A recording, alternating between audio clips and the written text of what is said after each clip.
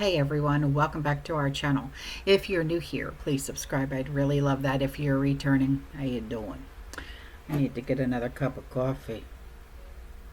I do. I'm all out. Anyway, listen. Yesterday I did a video on global events and why we should prepare for them. Today we're going to talk about current U.S. scenarios that require preparedness. So the first thing is that the U.S. is experiencing a surge of extreme weather, okay? And being as though we are heading into hurricane season, okay? So for those of us that live on the East Coast,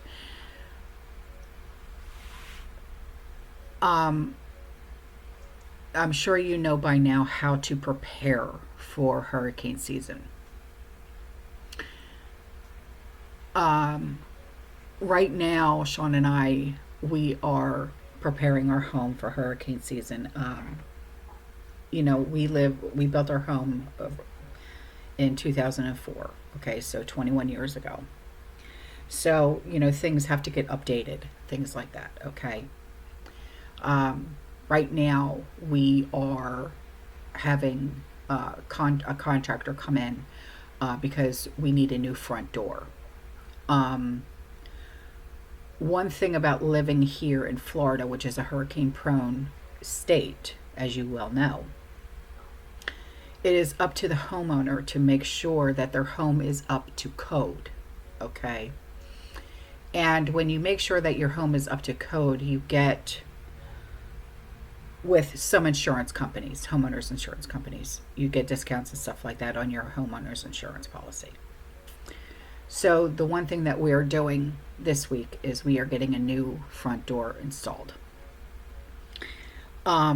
Because we have come to notice that when the front door is closed and we have put weather stripping and everything else, the inside, the outside, doesn't matter what we do. You can still see light from the outside come in through the sides of the door. So I went to Home Depot and I told them what was going on, and they said, due to our extreme weather, okay, with the heat and then the cold, right? And they said, plus your home is 21 years old. They said, you have to replace your front door. And I knew that already, okay? So it's not like I was being told something that I did not already know. So I had to put down a deposit of $40 because the contractor has to come out. They have to do measurements of this, that, and the other. And they already told me that the framework that goes around the door, okay, you know how every door, even inside your home, has a frame, okay? They said that might have to be replaced. And I said, okay, well, shit, that's extra money that has to be put out. But if it has to get done, it has to get done because your home has to stay up to code, okay? So, and plus, they're calling for an extremely active hurricane season this year. So anyway, getting back to what I was saying with the light that you could see, the sunlight coming through the edges of the door. The only time you don't see that is when you deadbolt the door. So something is wrong, and we can't figure it out. And like I said, we've done the weather stripping, and it's not like we buy the cheap stuff on Amazon. I mean, we buy, it's almost getting to the point where we are literally out of options here. We have to buy a new door. So I put down the $40 deposit. They have to come out, take measurements, this, that, and the other. So, and this is all to make sure that our home is up to code for hurricane season.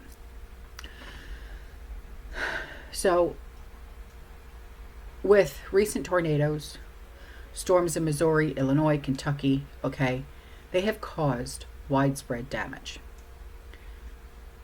And wildfires are a growing threat in the West, okay? I mean, just think about California, the fire season last year, burning over 1 million acres. All right. It's decaying infrastructure, outdated building codes. Okay. And that's the main thing that I wanted to talk about, the codes. Okay. You have to make sure everything is up to code. Okay. And when everything is not up to code, it exacerbates the vulnerabilities to hurricanes, floods, and wildfires. Okay. If any of you were to come to my home, we have actually built around the entire outside of our home, okay, on the ground, and it goes around the entire outside, okay. We have built drain fields that go around the entire outside of our home, of rock, because the rain is so bad here that it made divots, permanent divots underneath, like the where the rain comes down off the roof. It made permanent divots around the entire edges of our home. So we bought, and this we're going back 4 years now, of rock. You know, those huge bags of rocks that you can buy around the entire of our home. And every year we add either mulch, and then we'll do rock again, or mulch and then rock again, okay, to make sure it stays built up. And it's like a drain field type thing. And I just did it again, yes, the other day, but this year we did mulch. And you have to keep things up to code, up to par, okay? And just think, okay, May of this year, all right, Missouri communities were devastated by tornadoes, all right? Left families without home and in their homes without power, okay? There's similar events like Hurricane Helene, Milton, disrupted water and power for weeks, even still to this day, in the Southeast, highlighting gaps in local response capabilities, all right? So make sure your home is up to code. And I know you're going to say, I don't have the money to do that. I get it. Believe me. You know, there are things that you can do on your own that are absolutely free. Okay? Honestly, go on Pinterest. That's how I learned to do a lot of my stuff around my house for free. Okay? You're gonna have to learn how to do these things to get your home up to code, even if you're just doing things around the home on the outside to make sure you don't have flooding and things like that. Okay? So now let's talk about supply chain disruptions. The potential, the U.S. tariffs, okay? They have projected debt default by 2029, and they are straining the economic stability. Now, I know everybody's saying, well, the tariffs are good. I get it, okay? Yes, some of these tariffs are bar none awesome, okay? But there are warnings of companies stockpiling goods due to a looming tight supply crises, with 30% tariff hikes driving up costs. And the U.S. supply chain remains fragile right now. The same that was seen during the pandemic with the shortages, the toilet paper, right?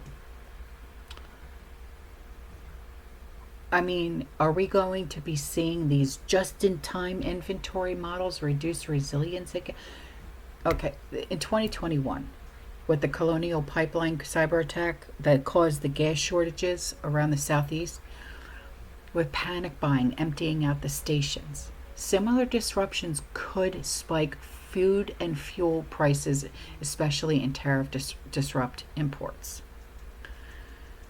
So now, the U.S. utility grid, it faces ongoing cybersecurity risks, with malware detected in power systems as recently as last year. Cybersecurity, it has critical gaps with potential for widespread power outages. In 2021, the Texas winter storm that left millions without power for days exposed the grid vulnerabilities with ERCOT. A cyber attack could similarly disrupt electricity, water, or communications, as also seen with the Colonial Pipeline incident. The U.S. remains vulnerable on so many different aspects, but especially when it comes to the pandemic. Lesson learned, right, when it came to Mr. 19, showing gaps in coordination, especially when it came to our medical supplies chains.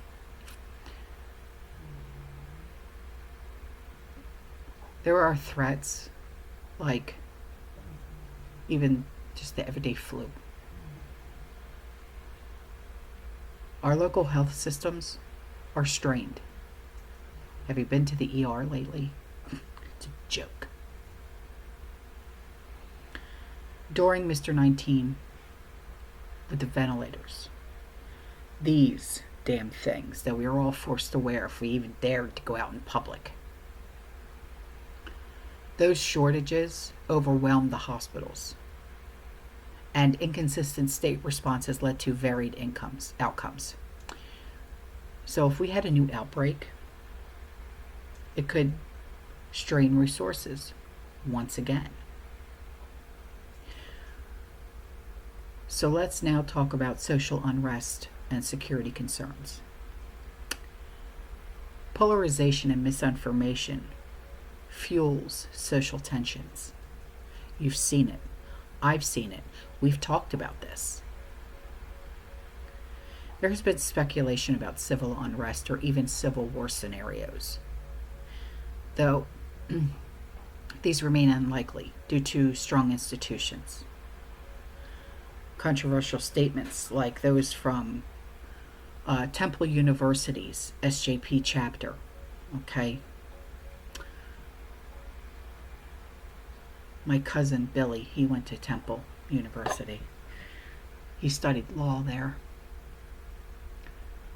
This highlights public concerns about unrest. But free speech protections limit intervention unless threats emerge. And I talked about this in a video back at the beginning of the month. I did a video about this.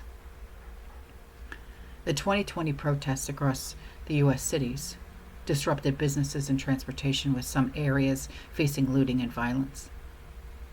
The summer of love, right? Similar events could arise from political or economic triggers.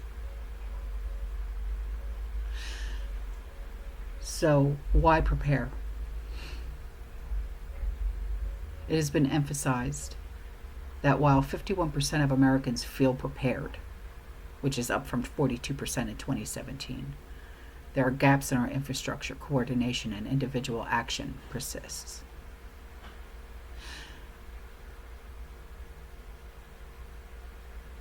Fear of disasters doesn't always translate to action.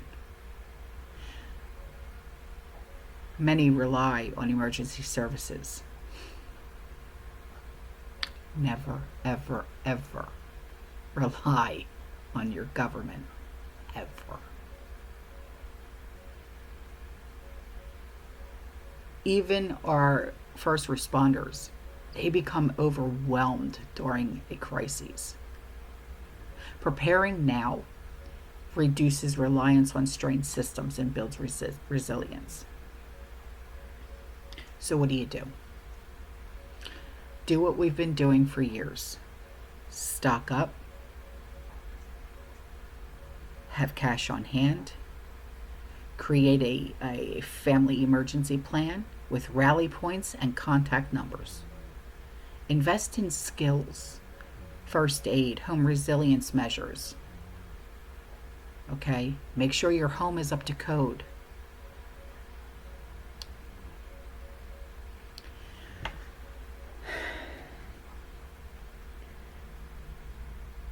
I mean, we've talked about this in length for years. Just hopefully, none of this civil unrest and chaos and mayhem will ever come to fruition ever again. But in the society that we live in now, dear God, it's like we're seeing it just escalate even more every single day, every time they get a chance. It's disgusting. You know what I mean? While those of us are trying to get our homes up to code so it doesn't blow the fuck away during a hurricane or a tornado. You know what I mean? It's like we've got these idiots that are protesting because they don't have a safe space anymore. It's disgusting. Anyway, all right, guys, I'm out of here. I will see you in the next one, okay? You stay safe, you stay positive, you keep prepping, and as always, fearless. Ciao.